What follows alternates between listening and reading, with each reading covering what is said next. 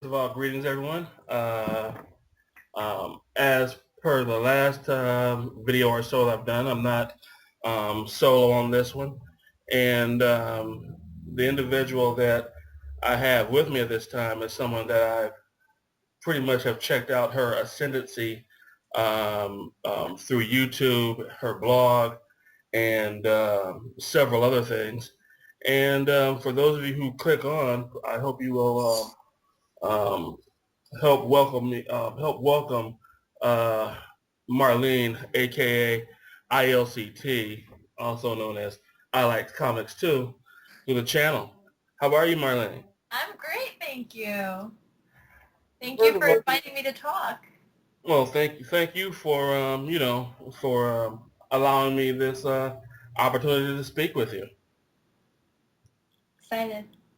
Um, right now, I think what I want to do is ask you probably the same thing for the first question that I asked the real Manos, which is pretty much why YouTube? Why did you want to get your voice heard through YouTube first as it relates to the internet? That's actually a really good question. I don't know. I kind of just, I started on Twitter and I felt like I found Twitter to be such a good social networking tool and such a good networking tool in general. I just met so many people and made so many important connections through there. Mm-hmm. And I kind of wanted to expand and see if I could reach out to a bigger audience. And YouTube seemed like a pretty good place to do it. And I felt like there weren't that many comic book bloggers that came from a female perspective on YouTube at the time. Okay. So I thought it might be something fun to do. I really didn't expect to do it a lot on a very consistent basis or expect to get so many subscribers, but it kind of just snowballed for some reason. Well, I know that for me, when I first came across your channel, I think I was probably number 4 or number 5 Yeah, I that remember. subscribed onto you. The only other name that I remember is someone. I think his name was Spicester or Spikester or something like that. Hmm. And I pretty much got a vibe from you that you would add a fresh perspective. You know, regardless to your gender. You know. Oh, thank you. I appreciate that. I remember that you were one of my very first subscribers, and you've been a really big supporter since the beginning, so I really appreciate it. No problem. How's Rory? She's good. You'll probably hear her in the background screaming her head off because I put a new toy in her cage and she's kind of upset. Yeah. Um, Also, as far as it relates to YouTube and your channel, I see that there's been I guess I want to say relative inactivity there. Oh, Like yeah. I think I've seen like maybe 1 or 2 videos from you in the last 3 months or so. Yeah. Do you have any plans on upping the frequency, or are you going to keep them pretty much as they come, as it were? I would absolutely love to do it on a more consistent basis, especially because I feel like the more consistent you are with making videos in kind of a series or whatever, when I did that over the summer, the more I feel like the more people stick around and really want to subscribe and see what you have to say. But unfortunately, I graduated last year and I started working, so I don't have that kind of freedom that I had before when I was a student or when I wasn't a student during the summer. Yeah, So that old pesky life can yeah, have unfortunately, getting life. away sometimes, I guess. That's right. But the good news is that I'm definitely still trying to make videos as much as I can, and I will still be going to the conventions here in New York and covering those as best I can. So that's definitely a good thing. Well, let me ask you. I don't really have this written down, but where I'm visiting New York, outside of New York Comic Con, what would be something that you would suggest? Well, Toy Fair is actually coming up, and I'm going to attend that. That's in February. Mm-hmm. So there's actually a lot of toy reviewers and action figure reviewers on YouTube, which were big supporters of me when I first started out as well. Okay. These were people that were already partnered with YouTube and had a lot of success and kind of guided me through the process a little bit.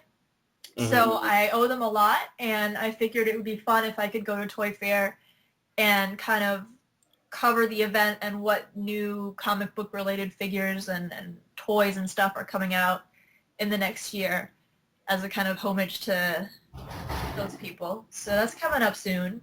And there's the Big Apple Comic Convention, which is kind of a lesser known version of the New York Comic Con that happens as well.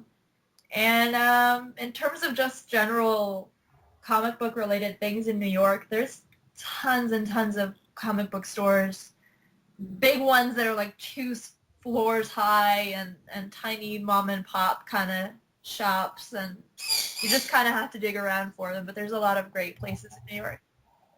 Yeah, I seem to remember you were in one of the bigger ones when I saw a video of yours. Well, actually, it was a video of you guesting on the I think it's called the Mile High Click. Oh, that's right. Yeah, that was at Midtown Comics, which is one of the bigger comic book stores in New York City. Oh, okay. It's a really great place, yeah. Okay, I know over here in Motown that we have our Motor City Con, but I think I've been to maybe 4 conventions tops, and because it's really too far out. They call it the Motor City Con, but it's not in Detroit. Oh, geez. Yeah, so whenever there's something either in the city or nearby, I try to go. Okay, one thing I wanted to touch on was this thing with Spider-Man, and I don't know if how many different types of boards you follow, but I know that, well, personally, I'm fairly indifferent to the character myself. I think the most I've collected of Spider-Man was probably way back in the day when Marvel Team Up was the thing. But there's lately been some talk amongst people who have been Spider-Man fans that have been kind of disgruntled because they seem to believe that there's been more emphasis put on the Spider than the Man, or that's been put on the hero as opposed to Peter Parker, which a lot of people tend to think that Spider-Man initially was more character driven, and I wanted to know basically what are your feelings on how Spider-Man as a character in a comic is being handled. Well, first of all, I honestly don't follow any comic book boards. Mm-hmm. I probably should, but at this point I don't. But that's a really interesting point that I didn't realize people were so concerned about. I really love Spider-Man as a character. Mm-hmm. And I think, I mean, I honestly can't say that I've read a ton of like 80s Spider-Man or kind of the vintage stuff, but right now I feel like Dan Slott's run, coming from Big Time, is really good because I feel like Dan knows the character, and although he does focus a lot on the Spider, he also incorporates a lot of elements of Peter and his internal conflicts, especially with his family and his loved ones, Mm-hmm. which affect how he acts as a superhero. And I think that's kind of the basis, the core of what Spider-Man is. Well, I know for me, as being someone that's never really been all that big on Spider-Man one way or the other, one thing that I did like was the acquisitioning of having Shang-Chi teach Spider-Man some martial arts, Yeah, while his Spider Sense was out. that was cool. And and hopefully Marvel will stick with it so that as I understand it, his Spider Sense is back now, but hopefully Yeah. it won't drop the whole thing that he was that Shang-Chi had been training him for. just in lieu of having, his powers back. I thought that was really cool. I think the reason I like Spider-Man so much, this was something that I learned, I think, or I heard in a class at college once, I think, was that Spider-Man is Peter Parker first. Like when you see superheroes in comics, sometimes it's not exactly what you think of it. For instance, Spider-Man, Peter Parker is the real person, and Spider-Man is the fictional identity that he wears to become a superhero. Mm-hmm. But then you take characters like Superman and Batman, which I love, but there's a different dynamic there because the real person with Batman is Batman. Right. And Bruce Wayne is the mask that he puts on as a front to cover his kind of activities because he's become the superhero. He's no longer Clark Kent. Like, the vigilante is who he is. The same thing with Superman. Superman is Superman and Clark Kent is a disguise. So it's kind of the opposite of Spider-Man. And I think I like Spider-Man so much because he's more relatable in that sense. You see the real guy first, usually. Right. I get that. That also kind of brings me back to what that I have been seeing on, certain boards that goes into people feeling that that has been taken away from Spider-Man. That that they're going more in DC's area of making Spider-Man the primary and Peter Parker the one in the background when, for years it hadn't been like that. For years It had been exactly the way that you described it. Right. I mean, I don't follow all the Spider-Man books because there's so many. Mm-hmm. I do want to read the Mark Morales version of Ultimate Spider-Man because I heard that's fantastic, but I can't speak for all of the titles, but from what I have read, I definitely feel like there is a focus more on the superhero, but it's something that I can understand just because it sells more. Mm-hmm. Fortunately, even though I personally prefer to see there to be a better balance, just because it feels more real to me, I can understand why they're doing it. So, yeah, I guess that's it. Yeah. But I tried out the Morales Spider-Man that you were speaking of, the Ultimate Spider-Man. Partially because of a YouTuber. I don't know if you're familiar with her, Tara Geek. She was talking about how she likes having things sort of. I forget how she put it, but it was more like she was talking about stuff like nuance in terms of, as opposed to bombast and explosions and all that kind of stuff. And she was speaking a lot about subtlety, and so I went ahead and I bought the first two issues, and just my personal opinion, I thought they were mind-numbingly dull. Ooh. They were like, and I expect this from Brian Michael Bendis because one of the caveats that I've always had against his writing is that I believe he tries to stretch everything out to the nth degree, which basically has the customer pay more money because I think he'll take a story that can be done in 2 issues and we'll stretch it out to 8 issues. Mm.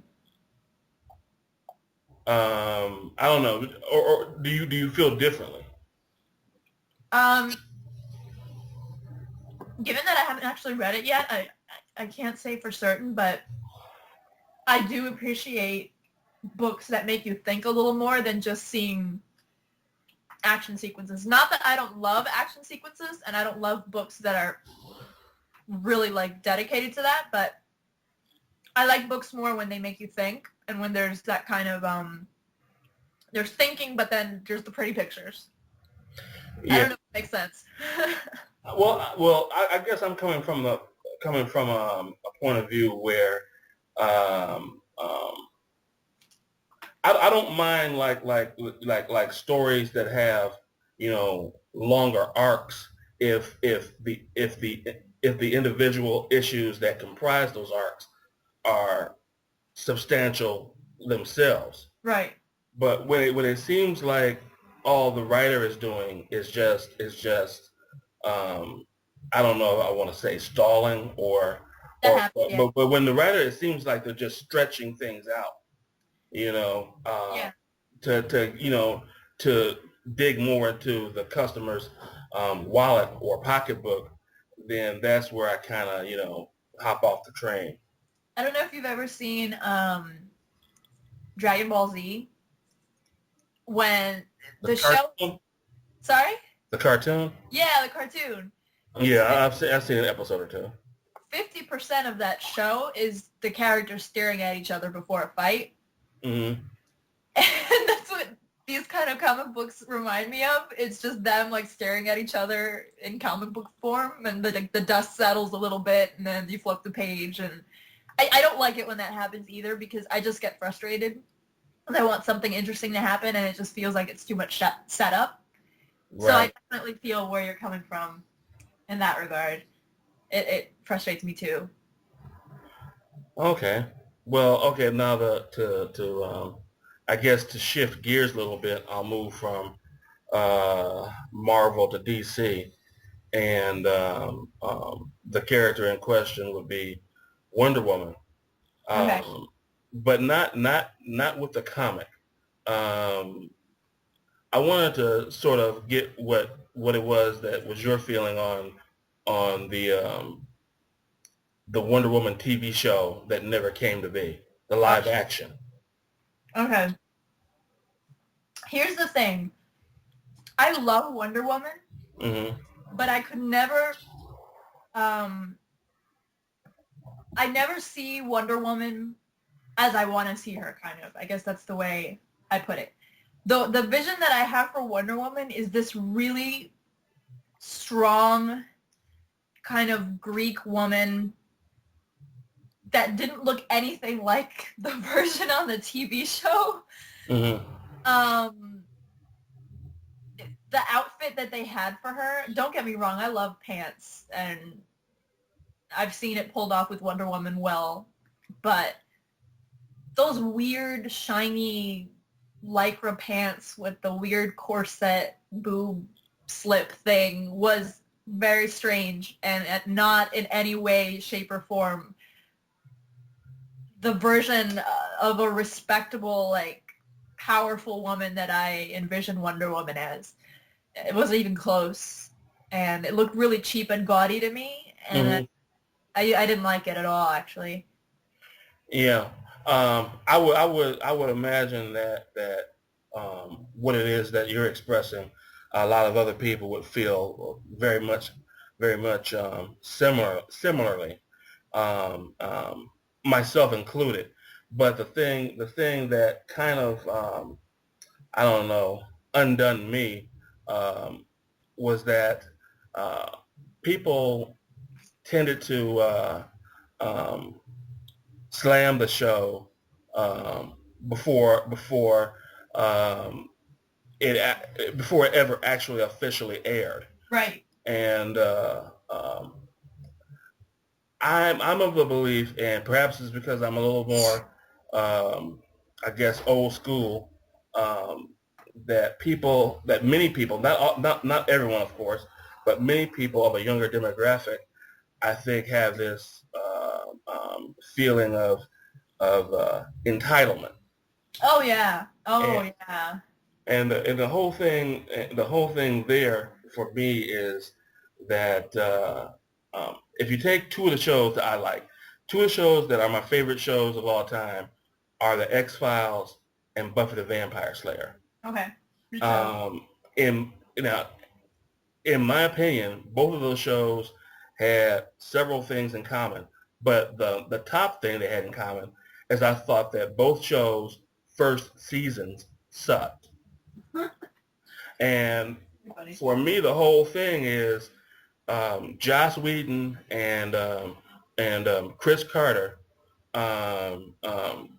were given an opportunity to tweak whatever it is they needed to tweak and to get rid of whatever it is they felt that was baggage so that the viewer could better identify with those programs, and hopefully give each of those shows some life, some legs, so that it can have a greater standing within the pop culture communities, for lack of a better phrase. Right. And